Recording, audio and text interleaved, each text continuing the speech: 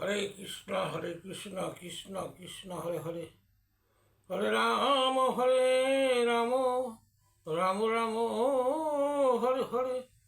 জয় গুরুদেবের জয়, জয় রাধা কৃষ্ণের জয়, জয় সকল সনাতনী ভক্তদের জয়, জয় গৌরনিতাই সীতানাথের জয়, জয় গুরুদেবের জয়। হরে কৃষ্ণ। আজ আমি যে আলোচনা নিয়ে আসছি,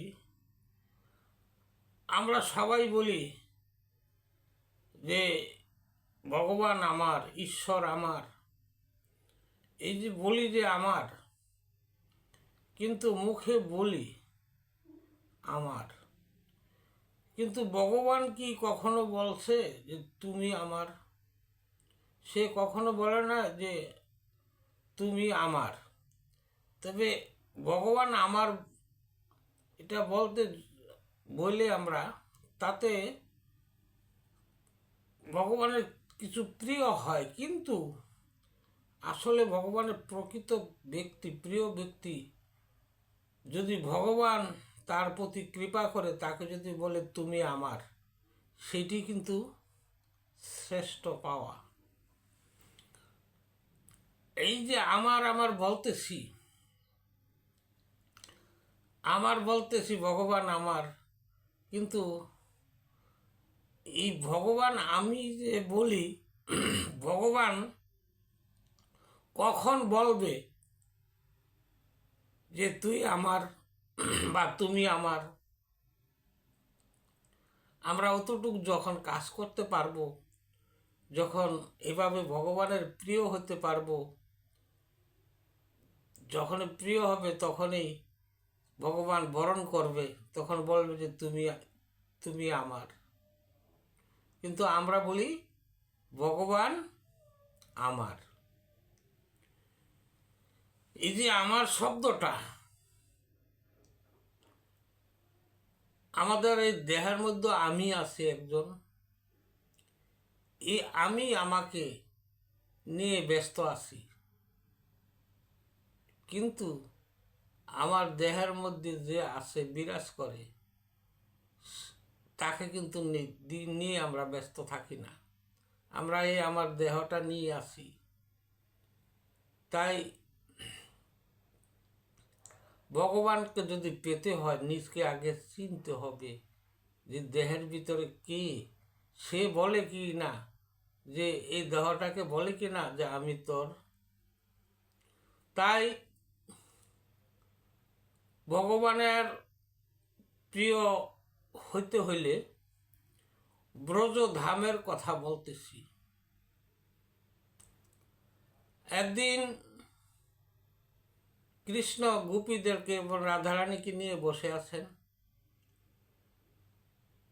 তখন গোপীরা বলতেছে, হে কৃষ্ণ, তুমি আমাদেরকে অত ভালোবাসো না, তুমি রাধারানী তোমার একান্ত প্রিয়, কি আমরা কি তোমার প্রিয় না? বা আমরা কি তোমাকে কম দেখি বা কম তোমাকে তোমার সেবা যত্ন কম করি? তখন কৃষ্ণ কিছুক্ষণ চুপ করে থাকে, বলছে, রাধারানী যে আমার প্রিয় তোমরা কি জানতে চাও? হ্যাঁ, আমরা জানতে চাই। তো তোমরা আমার প্রিয়, রাধারানী আমার একান্ত প্রিয়, কিভাবে? আমি তোমাদেরকে একজন একজন করে প্রশ্ন করি। তখন গোপীদেরকে একজন করে বলতেছে, বলো তো। কৃষ্ণ বলতেছে, বলো আমি কার? গোপী বলে, তুমি আমার। তো এইভাবে সবাই বলতেছে যে তুমি আমার, তুমি আমার। সকল গোপীরই বলে যে তুমি আমার, যে কৃষ্ণ তুমি আমার। এখন কৃষ্ণ বলতেছে, এখন আমি রাধারানীকে জিজ্ঞেস করি। বলে তাকে জিজ্ঞেস করেন, রাধারানীকে বলতেছে, বলো তো আমি কার? তখন রাধারানী বলল যে আমি কৃষ্ণের, আমি কৃষ্ণের, কৃষ্ণ কিন্তু আমার না। যখন এই কথাটা বলার পরে এখন গোপীদেরকে বলতো যে তোমরা এখন নিজেরাই বিবেচনা করে দেখো তো, যে রাধারানী বলল যে সে আমার, তোমরা বললা কৃষ্ণ আমার, কিন্তু রাধারানী বলল আমি কৃষ্ণের। এখন এতে কি বোঝা গেল যে যে রাধারানী কৃষ্ণের উপরে সব সমাপন করে দিয়েছে, তার বলতে কিছু রাখে নাই, তার বলতে কিছুই রাখে নাই। যখন আত্মসমর্পণ করে দিয়েছেন সব কিছু, তখন তার প্রিয়কে রাধারানী বেশি প্রিয়। আর এরা বলতেছে আত্মসমর্পণ করে নাই, কৃষ্ণকে ভজন করে, কৃষ্ণের সাথে নীলা খেলা যাই কিছু সব হয়, কৃষ্ণের কোনখানে কি লাগবো গোপীরা সবাই করে, কিন্তু রাধারানীরটা আলাদা। তাই এই যে আমরা সাধন ভজন যাই করতেছি ভগবানের সামনে, আমরা কিন্তু ভগবানকে বলি যে হায় কৃষ্ণ, তুমি আমার দুঃখ কষ্ট সব দেখো, আর তুমি একমাত্র আমার। কিন্তু এইভাবে আমরা বলে কিন্তু ভগবানের ভজন করে থাকি। আসলে কিন্তু এভাবে করাটা পুরোপুরি ঠিক হয় না। যখনই